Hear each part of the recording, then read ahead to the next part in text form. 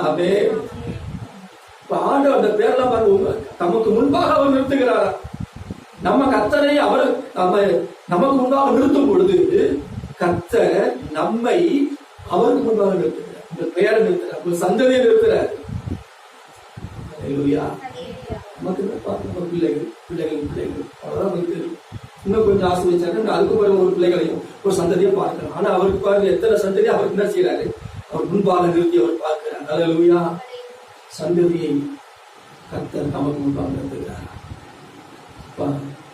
அவர்தான் என்ன செய்யறாரு? ஆசீர்வாதத்தை கொடுத்து கொண்டே இருக்கிறார். போகும் களஞ்சியத்துல, கையில வேலையில, சொல்றோம் பிரயாணத்துல, இருக்கிற வீட்டுல, இந்த கூடையில, மாப்புஸ்தரை தொட்டியில எல்லாத்தையும் ஆசீர்வாதம் கொடுக்கிறார். அவவே ஆசீர்வாதம் கொடுத்து கொண்டே இருக்கிறார். சொல்றோம். இதெல்லாம் கொடுக்கறதுனால நாம் என்ன செய்யணும்? கர்த்தருக்கு முன்பாக வர வேண்டும். அதே கர்த்தருக்கு முன்பாக இருக்கணும். கர்த்தருக்கு முன்பாக வரணும். எப்போ வரணும் அப்படின்னு சொன்னா எப்படி நம்ம வந்து கர்த்தரை சொல்லி விடணுமா? அடுத்த வசனம் 23வது வசனம். அப்பொழுது மாதந்தோறும் ஓய்வு நாள் தோறும் மாம்சமான யாவரும் எனக்கு முன்பாக தொழுது கொள்வார்கள் என்று கர்த்தர் சொல்கிறார். கர்த்தருக்கு முன்பாக வரணும்.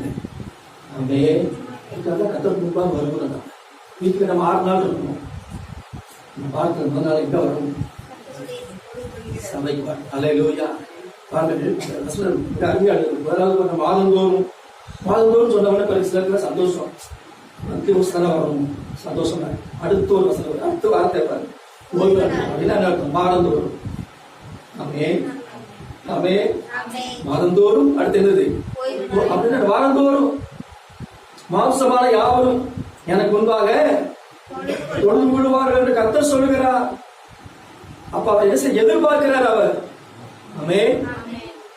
அதோடு நான் கர்த்தர் வந்து என்ன செய்யறார்? நம்முடைய சமூகத்திலே உங்களை என்ன செய்யறார்? எதிர்பார்த்து காத்திருக்கிறார். வசனத்தான் சொல்லு, ஓய்வு நாள் போதும் எனக்கு முன்பாக வருவார்கள் என்று கர்த்தர் சொல்லுகிறார். வர வேண்டும். ஆமே. சோதரம் என்று சொன்னார். நாம் செலுத்தக்கூடிய பலிகள் இவருக்கு பிரியமாக இருக்கிறது. பழைய ஏற்பாட்டில எடுக்கிறபடியே பலி செலுத்தினாங்க, தகன பலி செலுத்தினாங்க, பேட் ஆஃபரிங் செலுத்தினாங்க. இன்னைக்கு நம்ம எழுத்தின்படியே பேட் ஆஃபரிங் செலுத்த முடியல. ஸ்பிரிச்சுவல் சாக்ரிஃபைஸ், ஆவிக்கேற்ற வழிகளை நம்ம செலுத்தணும். ஆமே. சங்கீதம் 56 எடுத்து வாசிப்போம். 58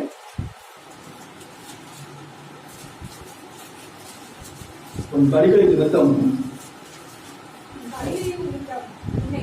உன்னை கடிந்து கொள்ளேன். உன் தகன பலிகள்